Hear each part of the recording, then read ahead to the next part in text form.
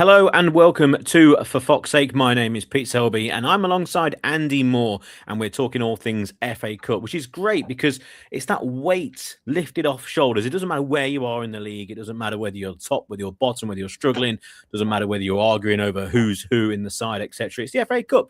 Anything can happen, and it usually does. And Andy, what a great third round weekend. Maybe a little bit straightforward for us, talking all things Leicester, but I think...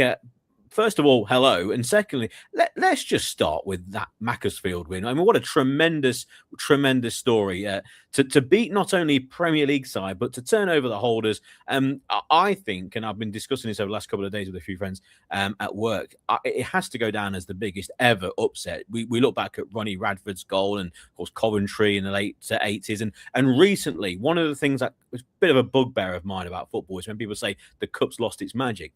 No, it hasn't. It hasn't lost its magic at all. What it has lost, it's lost its kind of importance to a number of clubs because they've got Champions League and all that sort of thing.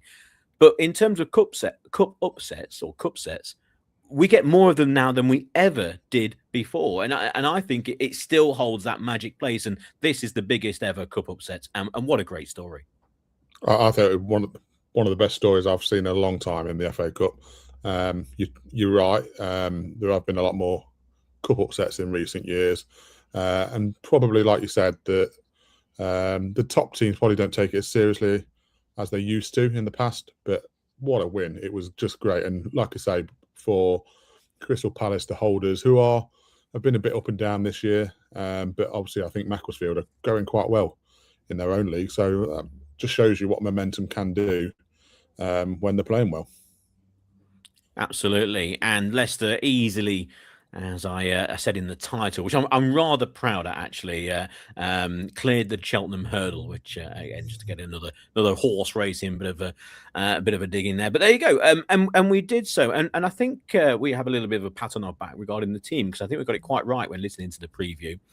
Now, if you've been on to forfoxsake.news, you would have read, if you are a member, do remember that being a member is only £5 per month, and you've got a whole plethora of articles to go through, including the 5 things to look forward to in the preview with Cheltenham. And I'm looking forward to having the 5 things that we've learned as well.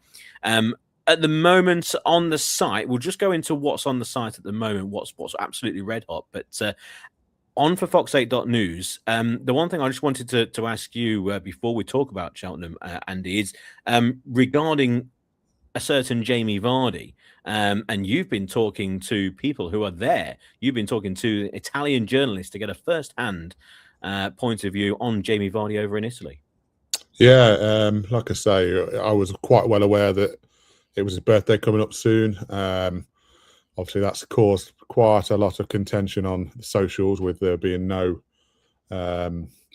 birthday message from the club, whereas in the past they've done it for a plethora of bit part players. So there's obviously some clear issues around Jamie Vardy at the club at the moment. But yeah, so I thought, oh, let's try and celebrate his birthday. He is the GOAT to us.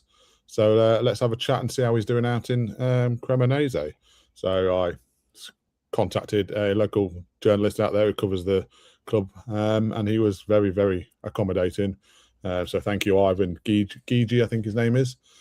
From La Provincia Cremona. But yeah, very, very helpful. And it's just basically looking back at how he left us, what he was going to do, and then how he's been getting on really over in Cremona. And it was nice to see as well. We posted it on all of our socials, I think it was. Nice to see that we got a little like from Becky Vardy as well on Instagram. So obviously she's had a quick look at it as well. So, but yeah, it was just something that we thought we've got to honour the man. He is the GOAT for us, as we say. And if we'd better honour him if the club are not going to. Absolutely. Also on the site, the sad news of Howard Riley passing away, age of 87, made over 200 appearances. Talking to my dad about him today, actually, he remembers him as being a very slight winger, typical of the time, very quick, very nimble, getting down the wing, getting crosses in. four centre forwards, a classic kind of winger of that era. And we've got an obituary there, but also we've got an interview that Rob did a long time ago with Howard. Great to hear his first-hand thoughts. So again, you can read that on for fox8.news. Coming back right to the modern day, and you've got a piece regarding the recent boycotts against West Bromwich Albion, which is a very interesting read as well. Talk to me a bit more about that, Andy. Just we've heard all these stories online, we've heard about the boycott, etc. But for Fox 8, we've gone straight to the actual source and the people who organised it. Yeah, again, it was just something that we thought, well, let's give it a go. Let's see if we can contact who's one of the leaders of it. And we thought, let's see what their reasons are. Obviously, some people support it, some people didn't. It was clearly quite effective. On the night, say 15,000 there, max probably. So we thought, let's go and have a chat with him. We had a chat beforehand about what he was hoping was going to come out of it. And then afterwards, we thought, oh, let's go back to him and see whether he wants to give us an update. And he was very, very accommodating. I think he didn't want to be named as a person kind of thing, but we kept that anonymous for him as he requested. But it was at King Power out on X, or Twitter as we call it. But yeah, he was very accommodating and obviously offered about what he hoped would happen and any next steps that could take place if there was no action from the club, and there isn't any action off the pitch from the club. Obviously, the team have won the last couple of games, which is a bit more of a positive. But yeah, it's just something that I think we're trying to get on top of, making sure that we're there with most of the news when we can, speak to the right people at the right time, basically. So head over to for fox8.news. There's plenty more pieces on there. There's a piece I did on Jordan James and his impact on the football club. We're continuing our countdown as well of the top 100 players to ever play for the club, and we're into the 80s now. So do make sure you check that out. And there's plenty of coverage with the resumption of the WSL season.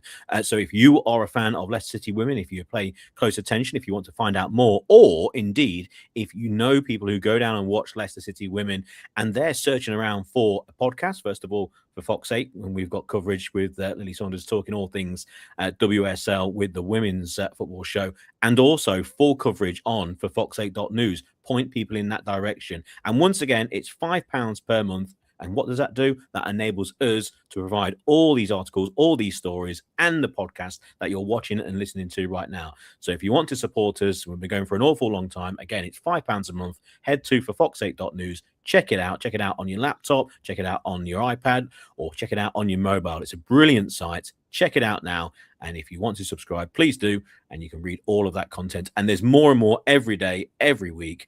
And we're going to be going for an awful long time. So please get involved. Now, we are live. So if you want to get involved with the show, then do make sure that you comment either through X or Twitter, through YouTube, through Facebook, however you're watching this right now. And if you're listening or you want to listen back, then you can find us on any of your podcast listening devices, or maybe probably platforms is probably the best way of doing it. Spotify and Apple Podcasts. However, do remember you can listen to us. So if you want to listen to us tomorrow morning, maybe on the way to work. We're talking all things Cheltenham. Then it was rather straightforward, wasn't it, Andy? We mentioned about Begovic being in goal. I'm quite happy to see him. And then you got the additional experience with Vestergaard, and then you've got the likes of Aluko. You've got also Page and Thomas in the side, Daka returning. So we were quite good with our prediction for the lineup. And I think it was one of those routine wins where you can highlight one or two specific performances. And I kind of put a tantalizing description to the podcast regarding, did any of the youngsters, in your opinion, I think this is the important question of the week, really, did anyone in that game, and I'm talking about the youngsters there, push their claims for a first team start? Or, and I may have given the answer away for what I feel, was it actually Patson Daka who put his hand up and says, pick me away at Coventry? If I'm going on anybody, yes, I'll go Patson Daka. He took his goal well. He was a bit of a nuisance. It was good. It was good to see the youngsters get a game and things like that and show you what you can do. Obviously, you've got to take into account the opposition. It was only Cheltenham Town. It was comfortable. They huffed and puffed at us, but they never really created that much. The odd couple of saves from Begovic. I just felt it was, like you say, it was very routine. I never felt like we were going to get into trouble. Even if they'd have scored a goal, which they didn't, obviously, I just never felt that we were going to lose it or get anxious. It just seemed to be that once that first goal went in, they just seemed to relax and they just use the game more of a let's see what we can do. Let's see whether we can stake our claim to get into that first team. All the kids did fine. There was no real issues. I thought Thomas was good. I thought Page was good. All of them were good. But yeah, if I'm going to go with anybody, I would say Patson Daka did show that on his day, he probably could be a decent option for us. He needs that confidence. He needs that consistency to get games. And he did his job. He got the goal, and it was a good goal. And hopefully, after that barren run he's been on, let's see if we can get 3, 4, 5 more before the end of the season. And I suppose that's the key with Daka, isn't it? It's the fact that he's scored, and all goal scorers need confidence, and goals breed confidence. And the one thing that we do know, and we all know out there, and don't get me wrong, I'm not getting carried away about Patson Daka scoring one very good goal against a struggling lower league side. But the one thing that we do know that Daka possesses, he can finish. He can finish one-on-ones, etc. And look at the finish on Saturday. It is pretty much everything else in his game is the worry. Now, I was liking, and I'm writing a piece this week for Fox8.news regarding the manager Marty Cifuentes, and one of the points that I've making regarding it's a little bit of you're kind of arguing against yourself on a piece with Marty, because I think there's people out there who don't like him at all. There's people out there who go, well, he's absolutely fine because it's the side, etc. And it's an argument to and fro, and 6 of one, half a dozen of another. But the one thing I labelled against him is the fact that we haven't really seen 2 up front. And I believe that's where you get the best out of Patson Daka. And I think not just 2 up front, but I think he's been slow to identify how to get the best out of our star players, which I think it doesn't matter what level of football you're coaching at or managing at. I think you need to essentially have the team built around your best players to get the best out of them. They are, after all, they are your star players, and they can make the most impact. And I think he's been very slow at that. And with Patson Daka, I was doing the countdown again back on for Fox8.news regarding the top 100 players, and I don't want to give a name away, but there's a certain player who enabled a very raw Jamie Vardy in the Championship campaign, and I think that's a sort of player or a sort of position that would enable Patson Daka to be on the shoulder of a player and say, look, don't worry. Don't worry about the build-up play. We will play the ball through to you to run onto. You can run around up front and be a big nuisance. Just think what Jamie Vardy was like in that Championship campaign. He was raw, very, very raw. And then when he got the chance, we saw what a good finisher he was. And then, of course, he developed into the all-round GOAT, as you mentioned earlier. And I just feel if we have 2 up front, then we have more experienced players who can play in that number 10, who can enable that centre-forward to be right on the last defender on the shoulder, and I think that's his best position. And so when it comes to, we won't do a full preview because later on this week we'll be having a preview against Coventry. What a big game this weekend. You look at the players who played alongside Daka on Saturday, and we mentioned that Daka's probably the one player to be in that side. I think with a player like him, you just need to give him the run of games. He's that instinctive striker. He scored away at AFCON, and we know what the celebration was like. We've all laughed at that. But he scores on his return. Surely, with the dearth of forwards that we have at the moment, he just warrants a place in the side, regardless of what kind of style of centre-forward he is, or whether they're going to play a player in behind, because I just don't think Marty Cifuentes will. To be fair, my 5 things we've learned is coming. I'm going to post it as soon as we finish this podcast. It touches on that a little bit, but it touches on it with another player, because I spoke about, well, you'll see, I spoke in it about Jake Evans being on the bench and not getting a run. And I think you're completely right. One of the things that I don't like about Leicester and about Marty Cifuentes is the fact that tactics and formations are staying the same. Everything's the same. If things are not working, let's mix it up. And Saturday was the perfect time to mix it up. And probably putting Evans alongside Daka would have been a great idea. First, it would have given us an idea of whether Evans was any good, whether he could make a difference for us, what talent he's got, kind of thing. But secondly, playing up a different formation. Let's see if something else works. Let's see if the two up top works. Let's see whether two midfielders and two wide boys rather than a holding midfielder works. So I just think that's exactly what I've gone for. I've gone for it was a missed opportunity by Marty Cifuentes. I mean, I'm a Cifuentes fan on the whole. I think he's been given a raw deal at the club. I think he's doing okay. Obviously, when we go on a bad run, probably that changes and things like that. But that's how fickle we can be as fans, kind of thing. But on the whole, I think he's doing okay. I just want to see a little bit of something different from him. So having a Daka and a Evans up top on Saturday, just a missed opportunity for me. And I hope that Daka comes and maybe gets a start against Coventry at the weekend, because I do think he can cause trouble at times. He's a little bit of a headless chicken as well, but he has got that talent to put the ball in the back of the net, and I just think he needs that consistency. He needs those starts. Let's look at Oliver Skipp. Barely could get a game in at the start of the season. He had Winks and James and Deco David Reed when he was back from injury. And then all of a sudden, Winks goes out the side and Skipp comes in, playing consistently, and he's just getting better and better and better. So I think if you can give somebody a run of games consistently, they will get better. And if you stick with Daka and go put him ahead of Jordan Ayew, I'm convinced he will get another 3, 4, 5 goals before the end of the season. And it won't be such a bad place for strikers, if so. But yeah, I just want to see something different. Let's see whether we can cause Coventry trouble at the weekend by going 4-4-2. They're going to be expecting the 4-5-1, whatever it is that we play. Just something a little bit different, and that's what I want to see. And you hit the nail on the head. Let's give Daka a run in the side and see how he does.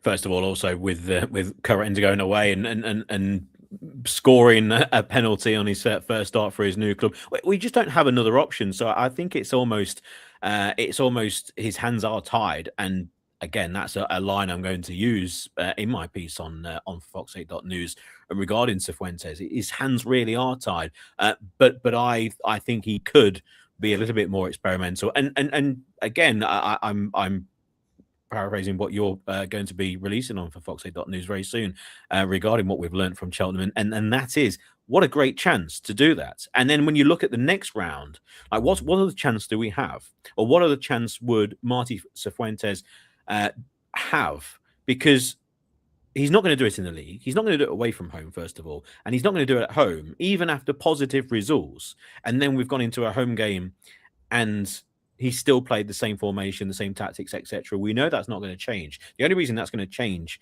would be through a raft of injuries, and he's not going to be able to play certain players. But I just don't think that's going to happen. So the next option would be a relatively favourable home tie against lower league opposition, of which there were plenty in the fourth round.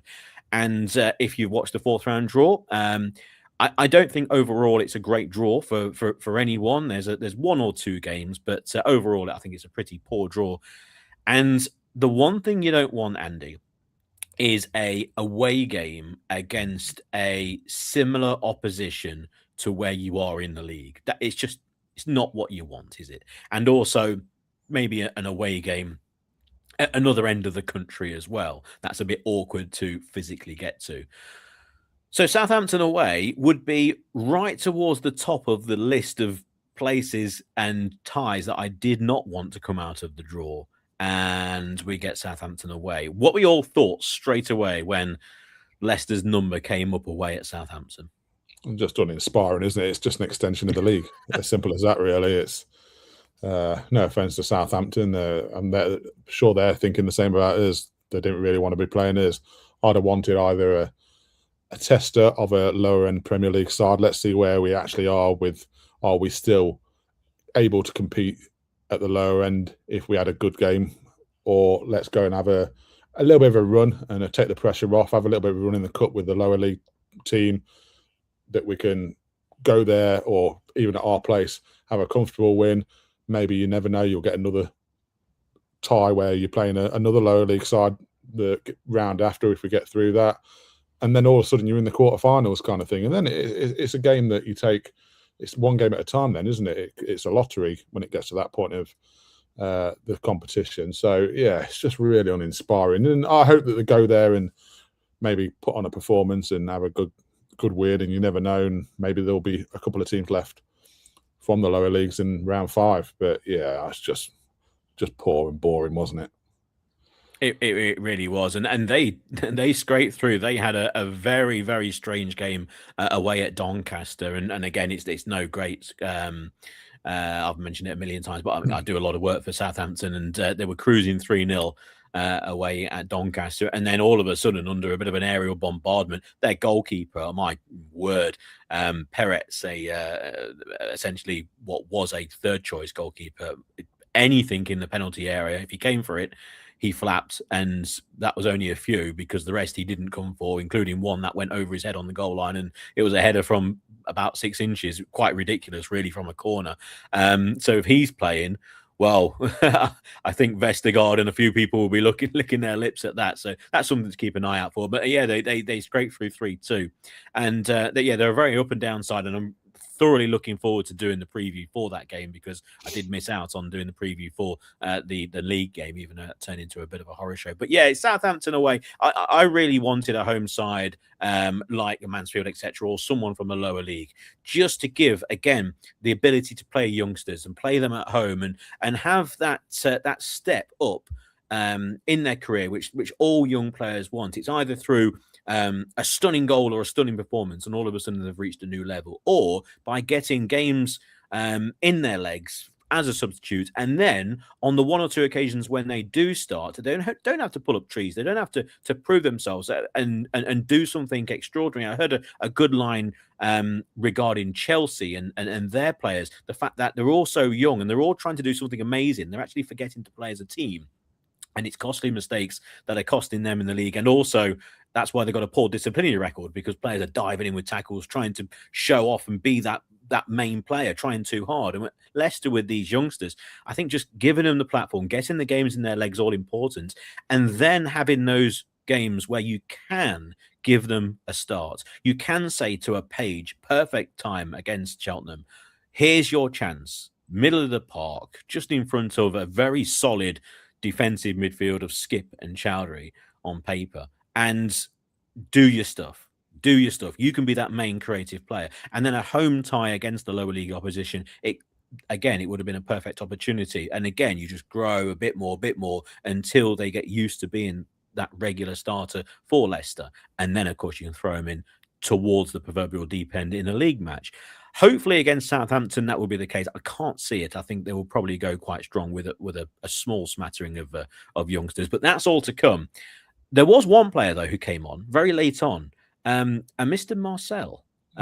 Very interesting. A player who's we've seen before a few years ago score a couple of nice goals as well. Very interesting that he came on. Shame, obviously, Evans didn't. But what do you make of his inclusion back in the squad? Obviously, a different setup at the moment from where he was a couple of years ago. Different manager, etc., coaching staff, and just a fresh chance. Why not? Yeah, why not? It was nice to see him. He's become a bit of a lost man. He obviously went out on loan last year, I think it was. It was nice to see him. We didn't really get long enough to see whether he could make an impact or anything like that. But he's another option, and you'd rather have him on the bench than somebody like a Fassa or a Winks, who are obviously not bothered or have a wrong attitude kind of thing. So why not stick him on the bench? Let's see what he can do. He obviously made that impact when he first came into the side a couple of years ago. I think it was under Maresca. So it was nice to see him. I want longer, but he's not going to get that game time straight off, is he? So hopefully he'll be on the bench. He'll be a fixture on the bench. Let's see what he can do. Let's give him 10, 15 minutes at games in the next few weeks. Let's see what he can do. And you never know, against Southampton, he may be that kind of player that you do start. He'll be hungry to make an impact, and he'll want a new contract. I assume his contract will be up shortly, if not this year and maybe another year. So put himself in the shop window, and let's get him out there and see what he can do. He might just be the difference. That's what's frustrating about Jake Evans. He could well be the difference maker. So let's have a look at him. Like I said, we're not pulling up any trees up front. let's have a look at someone different. If it doesn't work, it doesn't work. That's fair enough. Then you go back to the tried and tested. But that's for both of them, Marcel and Evans. Let's see them and give them some minutes, and let's see what they can do. Final thing then on the podcast before later in the week, when we'll be joined by Rob Hayes and the preview for that vital game against Coventry. What a great game on Saturday lunchtime. We are in January. We're on January the 12th at the time of recording, Andy. And, well, no one's coming to the club. We've let go of loan signing Carenza. He's gone. Ramsey's out injured. I just want your overall view right as we stand right now on the 12th. My point of view is with Ramsey, I think it's just a case of he's going to be injured and it's going to take time for him to get back in the side. Then obviously it'd be great then if we could release him back to his parent club and use that loan option for another player. We've got one in the back pocket, and you can only imagine that those will be a very late signing, maybe even on the final day of the transfer window, as is what normally happens, but also in the loan market, because players will maybe give themselves until the last possible chance for a club, maybe higher up than they think. Maybe a deal's been done, it's going to be put on the table for a couple of weeks until the last possible second. Hopefully we can bring in players, and again, forward positions that Cervantes has made public that he wants, and it's very obvious to everyone who supports Leicester that that's what we need. But elsewhere, a question that I asked Rob on the preview for Cheltenham, and that was regarding those players who were missing. And we half speculated whether Winks is going to be in the side or in and around the side against Cheltenham. Obviously not the case. And then the same with Walt Vass as well. And there were plenty of people who were commenting at the time, watching live, to the show, saying that they didn't want him there because they thought that the crowd wouldn't like it, they would boo, etc. It would become a bit of a pantomime. I call him a bit of a pantomime villain with Winks in his falling out with Cifuentes and also Ruud van Nistelrooy. And it's a case of, do you think that they should be kept just in case there are problems in the squad and they need to come in, and to also give themselves an ability to prove themselves to future clubs in the summer? Because let's get it right, they're both going to leave in the summer. So here's your chance to play. Or is it a case of get rid now? Just get rid now in January, free up the places in the squad for maybe using some of the money to maybe bring someone else in on the wages front, or even if that's just not the case that we're going to bring anyone in, just get rid now for the atmosphere surrounding the squad. In an ideal situation, I think you try and sell them now. Let's be honest, they're not going to come back into the squad. I can't see that at all. However, what I do think is, I think that probably both of them, less so Fast because he'll have eyes on the World Cup with Belgium possibly, but I think Winks is probably happy to sit on his wage until the end of the season when his contract's up. He'll still have credit in the bank for other clubs to come in and take him in the summer kind of thing. So I think he'll just sit on his contract and do what he can, what he has to do in training or whatever. Fast is slightly different. Like I say, I think he has got the possible World Cup if he can get back in and playing regularly. I think that's just come up there. Window to Monaco, loan window to Monaco. So yeah, I'd be happy with that. I prefer it to go out on with a fee kind of thing, but not on a loan. But it's wages off the book at the end of the day as well. And that could, you never know, free up some money to go out and get a loan signing. Like with Ramsey, unfortunately, it's just not worked out. Send him back. Let's see what else is available. Let's go and get 2 or 3 players in that can make an impact before the end of the season. Make sure that we're firmly stuck in mid-table and there's no risk of relegation or anything like that with the points deduction. Let's get a couple of players in just to freshen up the side, rejuvenate it. It's going to happen in the summer anyway. I think quite a lot are out of contract or we're moving on. So it's going to be let's start early and let's have a bit of a freshness. Let's see if anyone can come and make an impact. You never know, stick them, buy them in the summer if they do make an impact. But yeah, send out Winks and Sumari if you can. Sorry, Winks and Fast if you can. I'd go with Sumari as well. I'd probably move him on. I think he's been linked with a couple of sides. I think Monaco are one of them as well. So yeah, send them out. Let's get a few players in and let's see if we can freshen up the side and make an impact and make us a bit better towards the end of the season.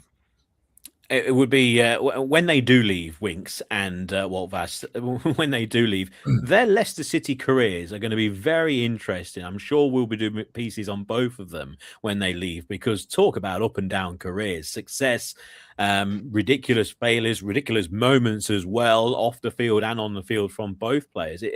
Very, very strange careers, but well worth discussing, and we will do on the podcast, but also on for Fox8.news. Let's just remind viewers and listeners to for Fox 8 what's coming up on for Fox8.news this week. Remember, membership is only £5 per month, and that is the price of a pint or maybe even a glass of wine, etc. And for that, you get these podcasts. You get all the articles on for Fox8.news, including this week. Make sure you read about Howard Riley, who sadly passed away.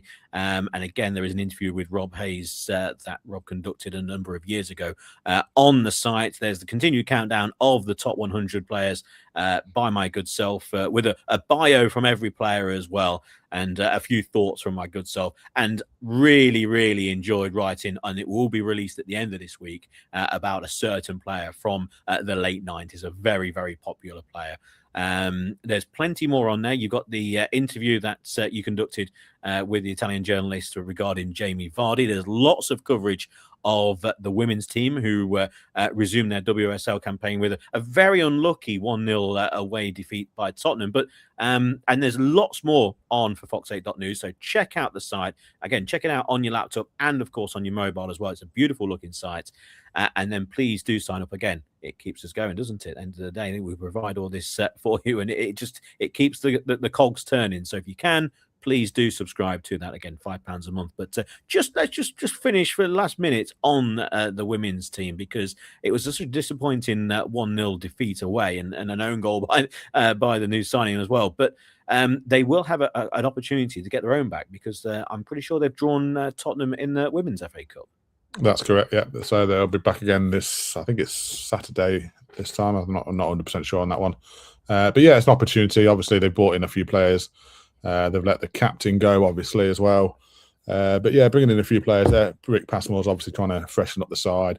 They seem to be in a place where they're on the edge of being in trouble, but they're just keeping themselves above the parapet at the minute. I think there's a couple of sides that are quite possibly a lot poorer than them, so I think they'll be okay. But he's obviously wanting to freshen up that side, give them a bit of impetus as they go in towards the second half of the season.